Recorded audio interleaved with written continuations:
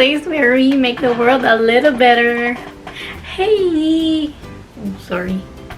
Yay! I'm finally back doing intros and outros, and so it's been a while. So I have a vlog for you that was filmed way back January, I believe.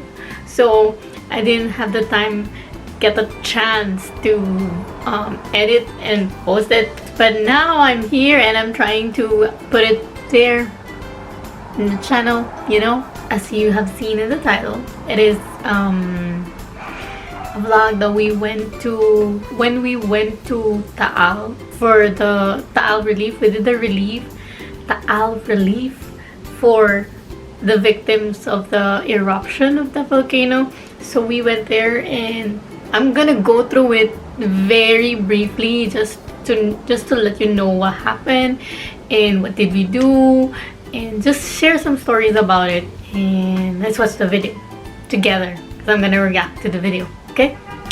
Oh yeah, so about this relief, we went to 2 locations.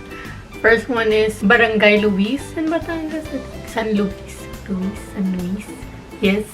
And then we went to Santo Tomas, Batangas too. Heyo! Good morning! Today, we're going to Talisay, Batangas to give relief to those who were affected by the eruption of Taal. I don't know if I'm gonna be able to vlog, but a lot of footage, as much as I can. Okay? For you guys. See you!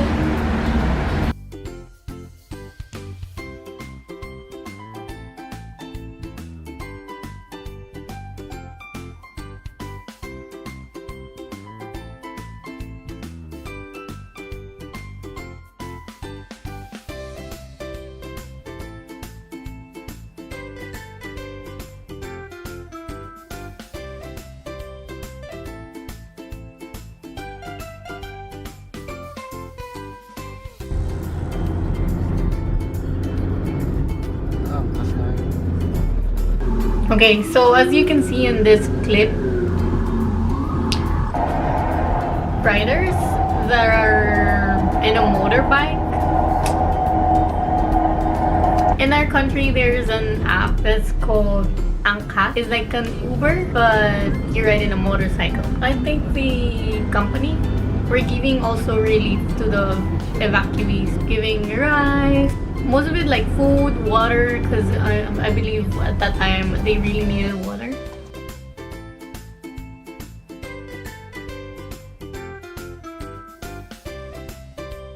Bob.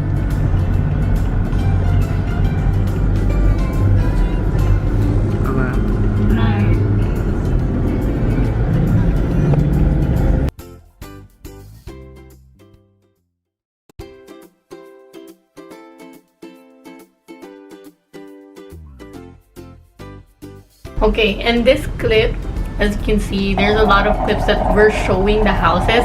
It looks like we're showing the house because we're running very fast. You cannot see the signboards. There were signs, so like most of them were from Talisay. So majority of the evacuees in this place were from Talisay. So we seen signages that says Talisay evacuees here, and there's a lot of them. There's all around the place. And then this court, can you see there's a lot of people inside? That's an evacuation area. That's one of them. And there's even clothes in the fences. That one is really full. Like when we passed by, like we saw it. And there's like help people. You can give out relief to those areas.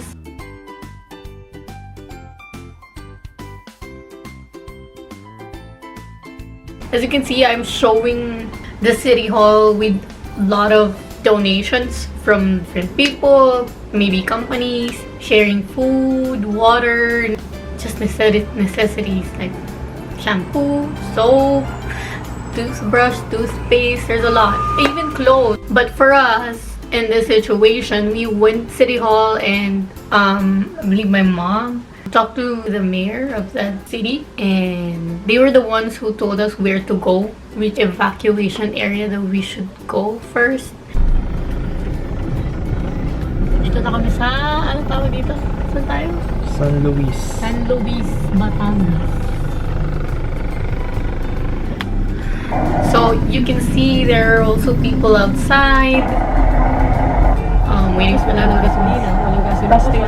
What's so good about their system, disaster preparedness plan, their plan when something happens, like natural calamity, their plan is really for like the donations, the donations to come in bulk. So you give a lot of toothpaste, for example, a lot of shampoos, a lot of soap, like bulks of them, and then you give it to the city hall, and then they're gonna pile it. So the city hall has all the donations. So whatever evacuation area needs this certain item, they're just gonna give it in bulks to those areas, specific areas which is needed. And then also what's so good about this system is that they are really prepared. I would say that, for instance, this certain area has already been given water. So then if there's another donation of water, the other area is gonna be the one who's gonna be given. It's not like how it was before that, oh, people just go and then go to the area and just give out relief. I mean, it is good that, you know, people make effort, but it's just that it's nice that there's a system. So, and also the barangay captains are also the ones who communicate with the city hall, like, hey, this area needs this, hey, this area needs this, so that the people in city hall will go to that specific area and give out what they need. See the sea, ocean. The ocean is supposed to be like way closer to the road. Now you can, it's just round, it's all dried up. Most of the like rivers or lakes are being all dried up because of the eruption of the volcano. Going to the evacuation area where they wanted us to give out our relief. I'm gonna show you later what I'm trying to say. So then we reached the evacuation area. See this one, there's not much people. There's like totally the court is empty. But see, the thing is, they chose the area that was so far away from the town proper. Like we went through like tall grasses and everything. So yeah, so that's where I guess they want us to go. Okay, nandito na kami sa site Talon, Barangay Talon. Barangay Talon, San Luis, Batangas. San Luis, Batangas. Ayan. Ano tayo? We go down.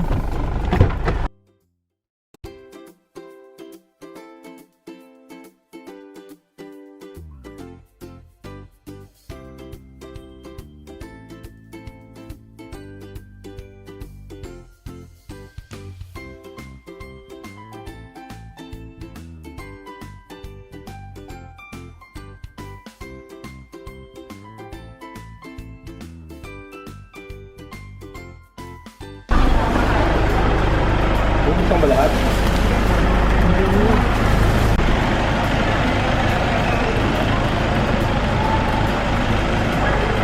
Waki-waki?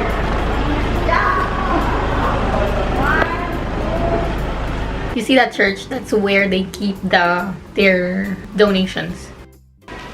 Oh, na baba mo? So every evacuation area has this kind of space where they keep all their donations, and then people would just come and get the items that they need, like for example their water.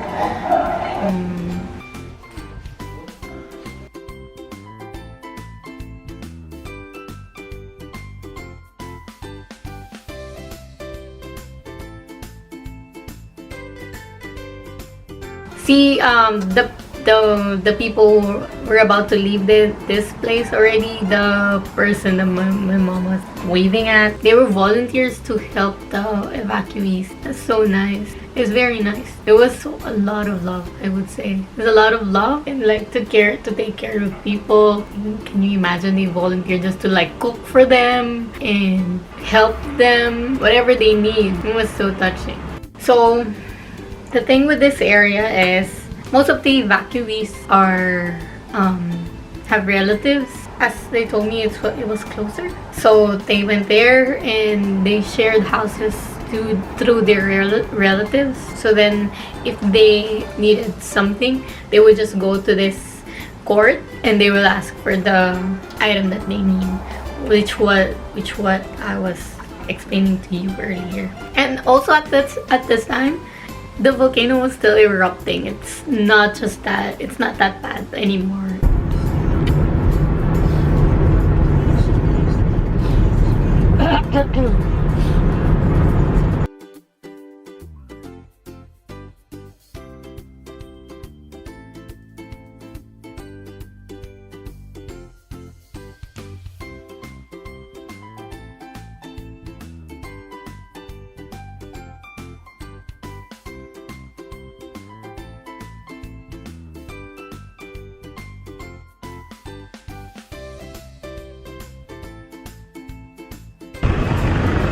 Hi, Bob.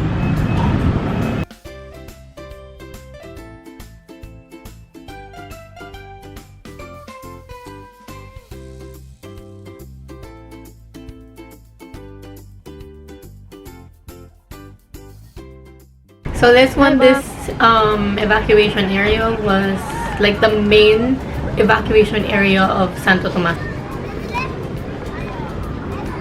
Sila Tita Ayin. They've got this like orange tents and it goes by per family. One family, one tent.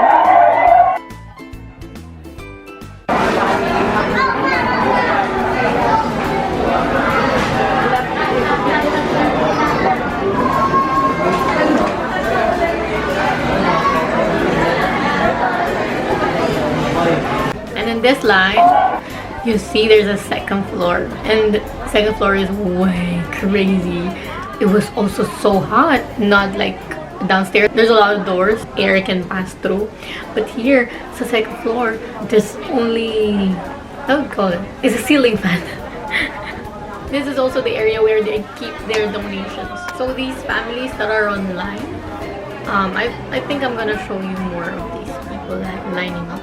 These are the people who actually chose to live with their families or relatives rather than staying in the evacuation area, because you see it's really like congested. So fortunately, these people have families in this area, so they're lining up to get their own relief. Yeah.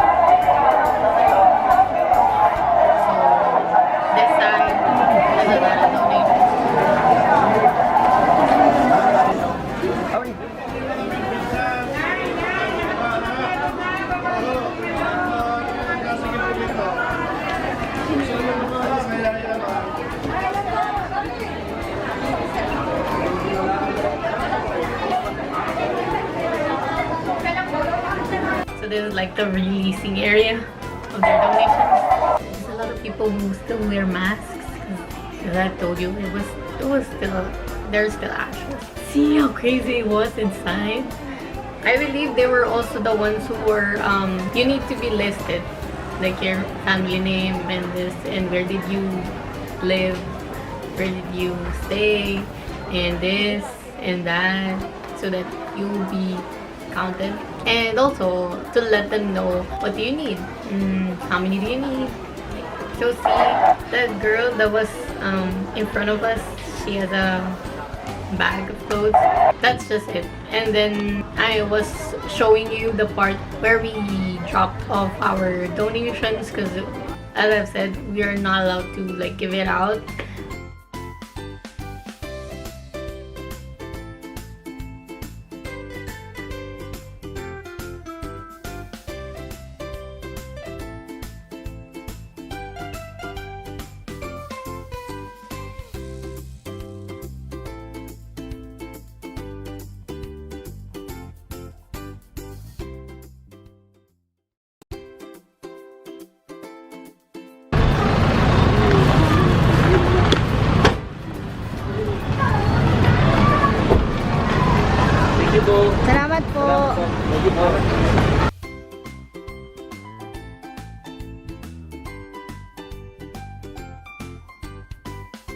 that's the end of my vlog. I hope it's okay.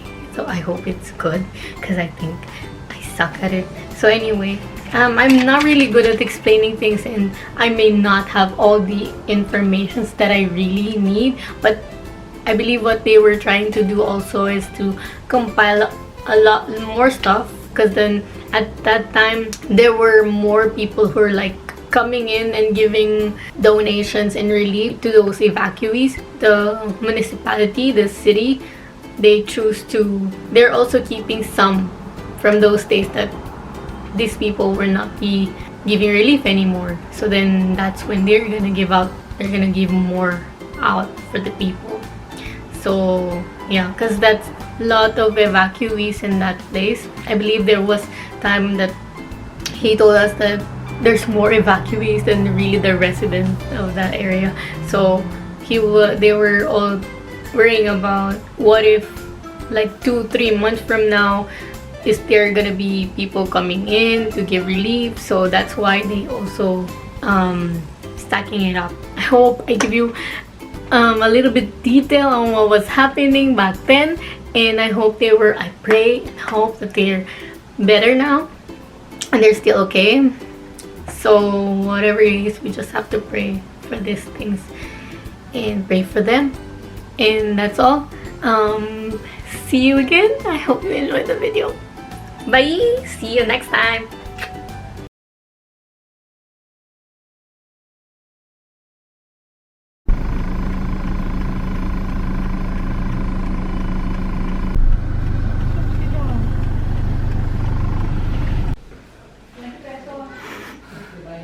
Ano?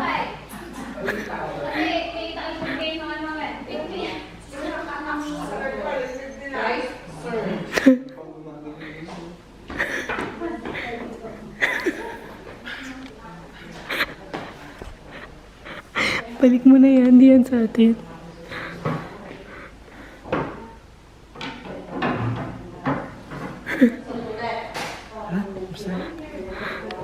Okay, so as you'll see in the video that my hair is not that short yet. I don't know, what do you think about my hair? So then you can see in one clip there was we're taking photos. I don't know if I'm not sure if I've shown the photo. Yeah, there it is. Okay, so I'm gonna insert his name and his position. I'm so sorry. I really recognize his face. I remember him, but I can't remember his name. I'm so bad at names. Anyway, he was one of the officials that came in with us, telling us stories like stories from the evacuees, and also he experienced it. There were stories that it was so dark. This eruption happened at like 4 p.m. 4 in the afternoon it started. So then as it gets dark, they felt like it was the end of the world, and it was kind of sad knowing what happened and knowing that they didn't know if they could come back to where they live, go back to their normal life.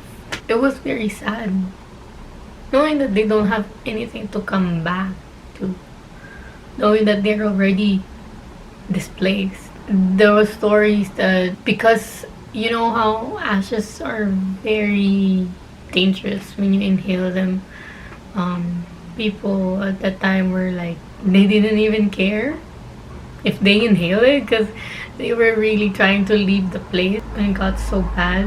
And then at some point I remember that there were already thunders around the volcano, or like where I'm gonna show you pictures if I'm gonna find one, okay? I'm gonna try, because you will see it was like there's lightning. It was so crazy. It was so crazy. It was so dark, because it's dark because it's night, and it's even darker because of the ashes. It was like so, like in our place there was a lot of ash already. Like it was already scary, and you cannot see the road. At that time I remember we went to church. It was a Sunday, and then so we were in church. Our mass was like 5 p.m. Then afterwards, we got out. It was already raining, ashes all over the area. But then it wasn't that bad because it was like the ashes were so thin. But as the night grew, the ashes were really strong and covered the roads, the lights. When you're driving, cannot see the light, cannot see people crossing. Oh no, you can see the light, but it's very blurry and you cannot see people crossing. I mean, in our place it was bad, but I cannot imagine how bad it was in this area. They were like covered by I'll put the picture of it, how bad it was. This guy, I'm so sorry, can I remember your name? But yeah, he told us that they were also scared because you can hear the boulders underground moving. It was so loud, and there was a point that the volcano was already spitting ashes anymore. It was like mud, and it's hot, of course. So yeah, anyway, it's sad.